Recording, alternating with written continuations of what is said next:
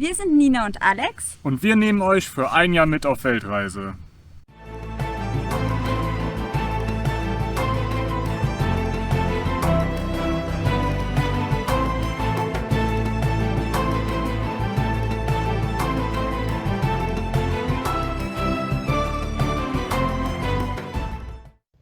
Herzlich willkommen zur Folge 3 bei den Angsthasen auf Weltreise. Heute über die Pazifikküste in Costa Rica. Wir sind nämlich von Montezuma mit dem lokalen Bus über die Fähre bis nach Dominical gefahren. Ein kleiner Ort mehr im Süden von Costa Rica. Der ist unter anderem bekannt aus einem Endless Summer Film, der auch ein Surferfilm, glaube ich, ist. Surferfilm passt da ganz gut, denn Dominical ist ein Paradies für Surfer.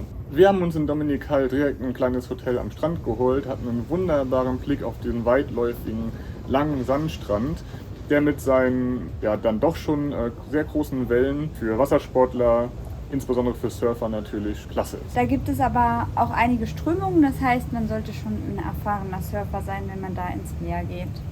Apropos erfahrener Surfer, für die nicht so erfahrenen Surfer gibt es ein bisschen weiter runter einen Ort, der heißt Dominicalito. Da kommt man ganz einfach mit einem Taxi hin und da sind die Strömungen nicht ganz so stark. Von daher, gerade für Surfanfänger, einfach sich ein Taxi nehmen, das Board mitnehmen und dann einfach nach Dominicalito gehen. Da gibt es auch eher kleinere Wellen. Und wir hatten kein Equipment dabei, um das aufzunehmen, weil dort kommt es häufiger zu Diebstählen.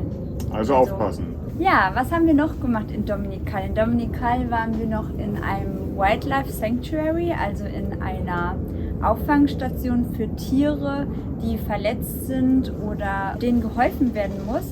Und durch diesen Eintritt, den wir bezahlt haben, haben wir eine Spende abgegeben. Und wir haben eine Führung bekommen, nicht bei den Tieren, die da in diese Auffangstation gekommen sind, weil die akut Hilfe brauchen. Die wieder freigelassen werden sollen. Genau, da durften wir nicht hin, denn die Tiere sollen sich ja nicht an den Menschen gewöhnen, was wir auch sehr gut finden. Dann sind wir aber bei Gehegen gelandet. Im Sonderbereich. Im Sonderbereich, wo Tiere sind, die aufgrund ihrer physischen und auch psychischen Verfassung nicht mehr eingegliedert werden können in die Natur zurück. Sie würden nicht überleben. Da hat uns dann die Führerin, die das Ganze auch betreut, einigen Schicksalen teilhaben lassen.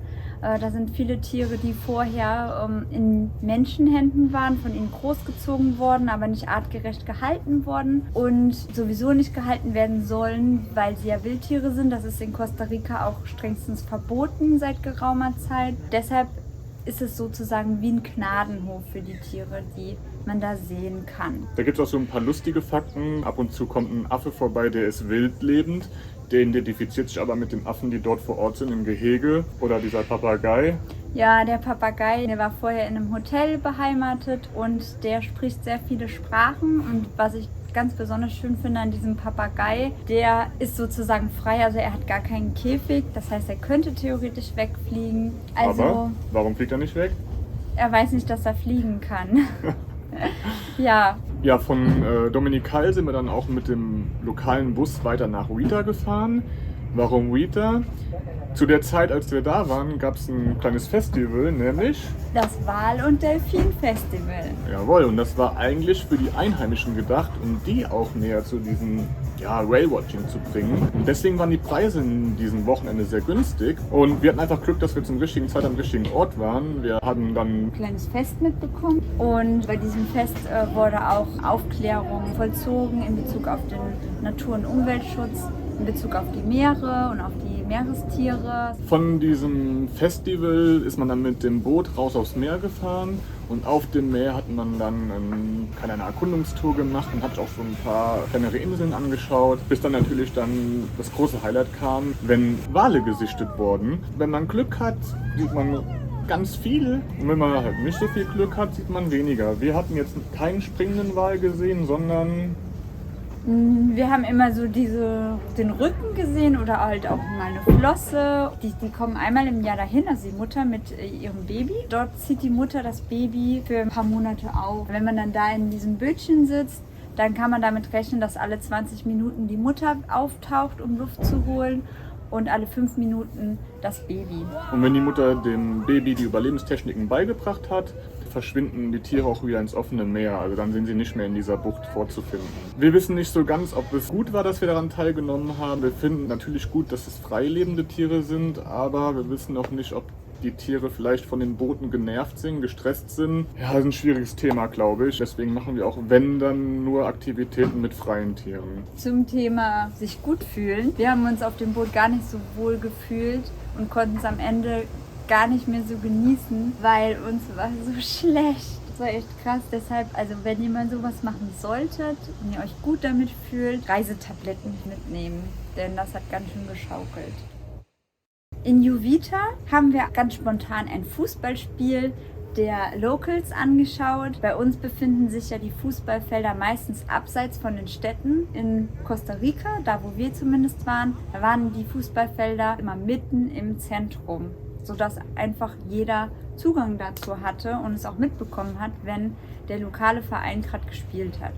Als nächstes sind wir dann von Huita Richtung Norden zurück nach Quepos gefahren mit dem Bus.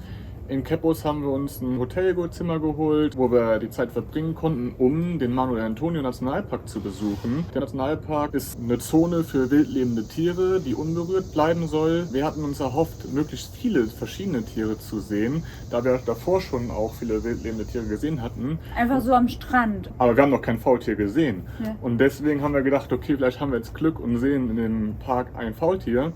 Wir sind auf eigene Faust reingegangen, weil wir keinen Guide haben wollten. Und es ist auch günstiger. Ja, ein Guide kostet natürlich nochmal extra. Der Park an sich war dann aber leider nicht so ganz nach unserem Geschmack. Viele Wege, die nicht so gut zu beschreiten waren.